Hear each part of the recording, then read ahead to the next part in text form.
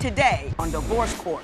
I have been in an almost 11-year relationship with Jimmy. And we've been through so many ups and downs. He and I have been married. We have divorced, and now we're thinking about getting remarried. I don't feel like there's anyone else that I can picture myself spending the rest of my life with. And I'm not sure if I want to do that again. I'm here today to try to regain the trust from my wife, Alexandra. The reason why we got divorced is because of a 5-year affair that he had. My wife don't trust me anymore. She always think I'm up to something.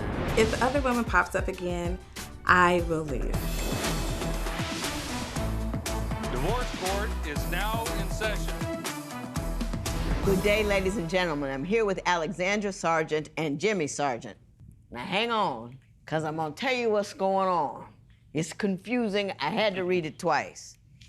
You've been together 11 years. You were married to him from 2009 to April 2013. You got divorced in April 2013, got engaged a week later in 2013. In the meantime, you got married by proxy to another woman altogether in 2012. Currently, you're living together and you're wondering whether you should get married yet again. Did I get that right? Not exactly. Not exactly? Well, you clear it up for me. I want to know what's happening. What is the trajectory of your relationship and who this other woman is? Okay. Well, I have been with Jimmy going on 11 years. Mm-hmm. We did get married. We got married by proxy. Mm-hmm. And then we did get divorced in 2013. Mm-hmm. And because of a long, drawn-out affair that he had and with this other woman. And she says it with such a smile. Who is this woman that he had a long, drawn-out affair with, and how long was the affair? I think the affair is still going on to some extent, and that is just because, you know, periodically things come up, and she just will not go away. Mr. Sargent, do you care to enlighten me about this other woman? Are you still seeing her? No, ma'am, I'm no longer seeing this lady. Me and how Alex, long were you seeing her? Alex think I was seeing her all the time, but it was an off and on type of thing. I know I was wrong for doing it or whatever, whatnot, but I was kind of caught up in the moment, thought I could have my cake and eat it too, keep my wife, kind of keep her. Keep the girl on the side. Yeah, kind of one of those things. Did not realize how much it would, hurt our relationship. She didn't mind being the side piece? Not at all. Not at all. Until she made herself known. How did she make herself known? She started messaging my family and myself on social media.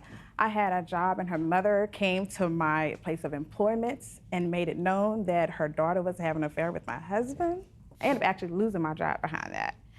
So that's how she made herself known. Now, you were seeing both women while you were incarcerated. Is that true? Not all the way, Your Honor. Not all the way. Well, how long were you in prison? I was 2.5 years. 2.5 years. Yes, ma'am. But both of them were putting money on your books? No, ma'am. Here and there. Here and there, Your Honor. Here and there, but not like. She was. She was constant with it. Yes, ma'am. But the other girl would pop up from time to time. I guess maybe from the outside she would be inboxing her, making her feel like she was still having some type of communications with me. But you weren't talking to her. But I wasn't talking to her. But she ended up posting a picture on social media of them together while he was incarcerated. How'd that happen? And he was smiling big, goals, just grinning. He just got his arms around her and everything. So even though she might have popped up to visit without him knowing, he felt comfortable enough to take a picture with her. Mr. Sargent? Well, I'm not gonna lie about that, Your Honor. When I had first got incarcerated, I felt like, I needed all the help that I could get. To be honest with you, not doing anything, to hurt my wife or try to be, slick or whatever about nothing. Well, kind of, sort of. Because I didn't want her to find out at all. I was just trying to get all the help that I could get being selfish. But you were seeing that woman before you went to prison. Right. It wasn't about just getting help. I mean, you had two women, and you didn't want to give one up, pretty much. No, when I did try to give the other one up, then that's when all this chaos came about. Obsession with you, all of that. I understand that both of you ended up showing up when he got released. Yeah. Tell me about that. Yeah, we did. So we're sitting in a parking lot the van comes out to release the people, you know, to their friends and family. And if their friends and family are there, they get out the van, get in the car with them, you know, hug, kiss, whatever, go on about their business. If not, then they go to the bus station. Mm-hmm. So we're sitting there waiting, no Jimmy. Everybody else gets off the van, there's no Jimmy. I go and ask the guard, did Jimmy Sargent get released? Yes, ma'am, he did. Okay, well, where is he? They said, he's on the van. He's not on the van, he didn't get off. They was like, yes, he's on the van. I go over to the van. I'm peeking in the windows looking, because it's kind of tinted. Yeah, prison van. Yeah. I'm peeking in the windows, and I'm like, he's not on this van. He is not here. Y'all did not bring him out. They was like, ma'am, he's under the seat. He hid underneath the seat on the van and refused to get off. Because you and the other woman were both there. Did you know the other woman at the time? At that point in time, yes, because she's been in and out of our relationship for the past 5 years. Did you guys beef at all as you were waiting for him to get off the... No, we didn't. We didn't at all. My plan, honestly, when I found her there, was to stay there long enough for him to know that I knew that this was still going on. Well, who did you leave with? A relative. Well, Yana, when you get released from the jail, they release you to your family. Right. And she's right, both of them was there. And the other woman, I did not tell her to come, and she just got it in her head that I told her to come pick me up type of stuff, but you can look and see when you get released. So on the ride down to the downtown to get dropped off, I called my sister, and my sister came, and just to keep all the confusion down, because I was going to be on parole for a little while. I didn't want no problem at all. No trouble. I left with my sister. Oh. And had my wife to come pick me up from my sister's house. I want to know what he's telling you on the daily, or what it is you're taking that keeps you so relaxed that you can grin and smile throughout this odyssey about him in prison and with another woman. I just know, I'm just gonna leave that with you for a while. Did you ever get angry? Yana, I went from everything to replacing windows, tires, clothes. I mean, you name it, she's done it. Now, I know myself. I know I do have a temper. And so, where is it?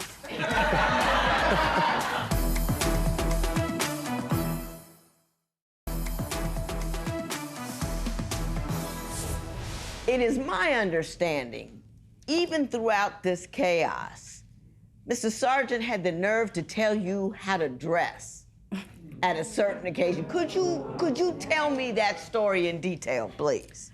Well, when we met 11 years ago, I approached him, and I had on a nice blouse with matching shoes and all of that, and I have big breasts, and I actually had my blouse unbuttoned, and I had a really cute bustier. The whole get-up was just, you know, on point.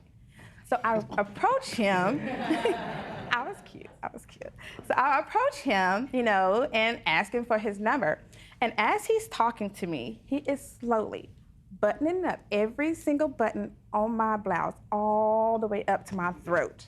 Now, mind you, we are in a nightclub. It's hot, it's sweaty, I'm hot, and he has me buttoned up like I am at church or something. What did he say to you when he did it? He said, these are mine and for my eyes only, and nobody else is supposed to see these. And here we are 11 years later, and he's still buttoning my blouse up all the way to my throat. He wants me to put on... I just gotta ask you, you seem so okay with all of this. You're coming in here on Before Your Vows. I'm thinking about marrying again. He's got some fatal attraction chick chasing him around off of the prison bus. And you're just grinning and smiling. And did you ever get angry? Oh, yeah. Yes, Your Honor. Well, tell me a story that'll make me feel better. Everything, I went from... Your Honor, I went from everything to replacing windows, tires, clothes. I mean, you name it. She's done it. So all of this is just just polite court behavior, because she can go there. Yeah, I guess so. It gotta be something because it's totally opposite when the drama unfolds at the house. Well, there's yes, a reason ma'am. for that. Okay. There's a reason for that. I was not always like this. He made me like this. Oh, He wow. made you like what? Well, everything that's been going on, you know, with the cheating and all of that, I mean, it makes me upset. Now, I know myself. I know I do have a temper. And so, Where is it? You don't want to I've see never it. seen You don't wanna see anybody it. so just happy.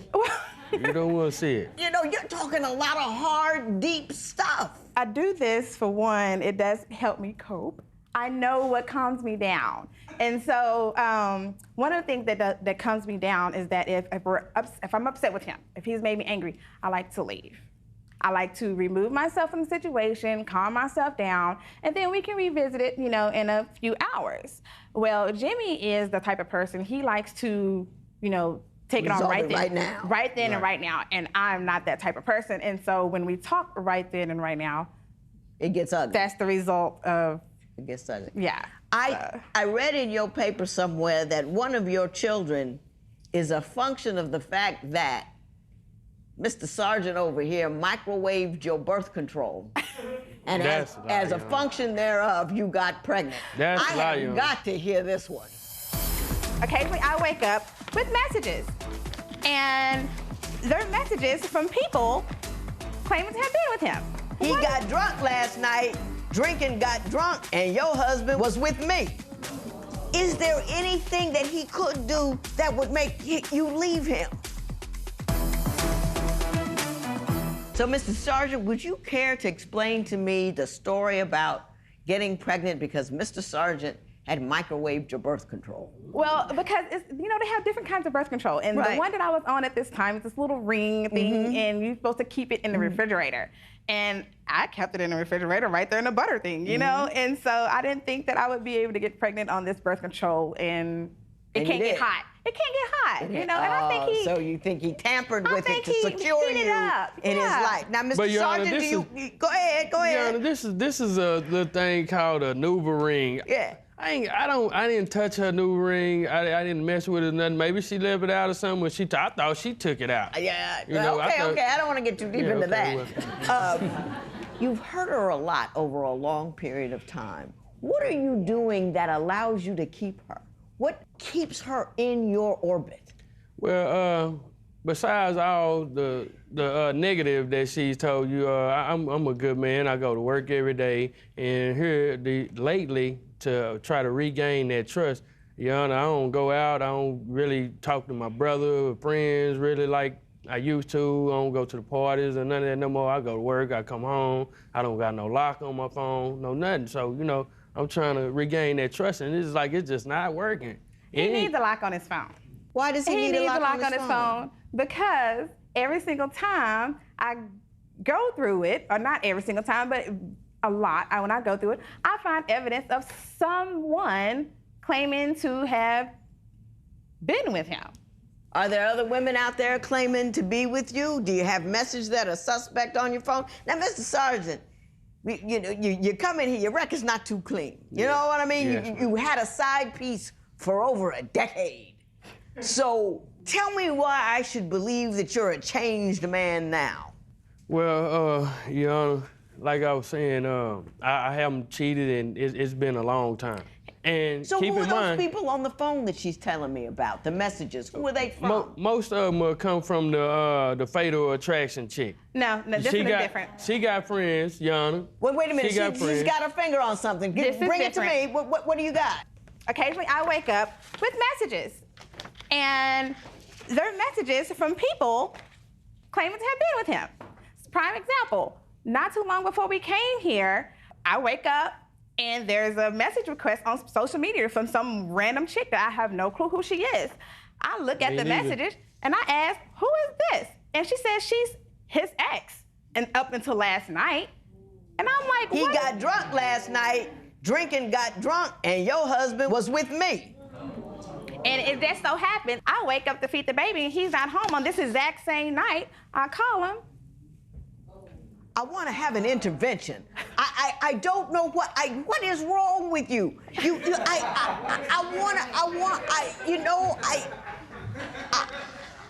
I want to know, is there anything that he could do that would make you leave him?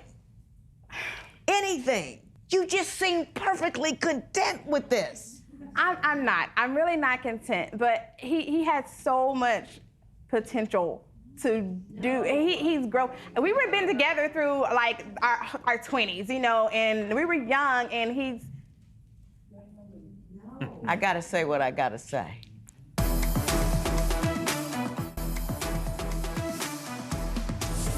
I think I know what happened to you. You got with him early. You fell in love. You had kids, and you don't want to start over. You're stuck. You're with him. You've rode this long.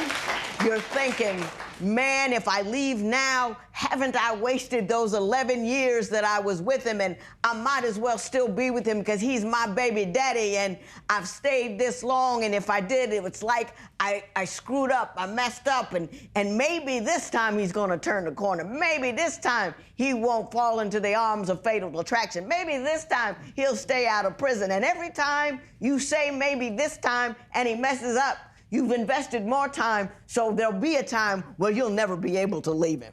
I'm not gonna tell you to leave the man, because I don't wanna waste my breath, because I know you're not gonna do it. But Mr. Sargent, let me tell you this. You got to make sure that your life is buttoned up from the back. And when I say buttoned up from the back, you need to be in a position to economically, emotionally be able to handle both your life and those of your children, because you can't count on him. And one of these days, it's gonna be so much, so often, you are going to be so resentful and so angry, and you're gonna find yourself so deep in the years with him, you're just gonna explode. And I want you always to be able to be in a position to walk off. Women can never walk off. I'm not telling you to walk off, but you gotta be in a position to walk off. Do you know what I'm saying? Emotionally strong. Because if fatal attraction isn't gonna leave him alone, and he's unable to withstand her forays into his direction, you will live like this forever. Is this the best that you want? Do you want to keep putting money on books? You want to keep fighting, losing jobs because he can't stay home? Always be in a position economically, emotionally, to leave. I know you're not gonna do it, but I just had to say it. I ain't giving you a marriage certificate if my life depended on it. I'm gonna go outside, I'm gonna get me a machine gun, and then I'm just gonna rat-a-tat-tat-tat-tat-tat-tat-tat, holes in the whole thing. Now, Mr. Sargent, what you need to do is prove me wrong. You need to say, you know what that judge said about me? Ain't none of that gonna happen. You know what that judge says I can't do? That's exactly what I'm gonna do. You know what that judge said about I'll never love you and I'll never be there and I'll never honor you? You prove me wrong, and then write me in a year and I'll say I'm sorry. Give me a reason to do it. This matter is adjourned.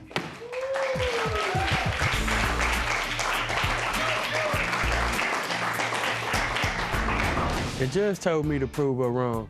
And that's exactly what I do. I continue working hard to try to regain my wife's trust, and I continue being a good man. That's all I can do on a day-to-day. He has shown me in the past that he can be a good man. He can be a good husband. He can be a good father. He works hard, and he's determined to make this work. And I want to be there to see his success and his progress.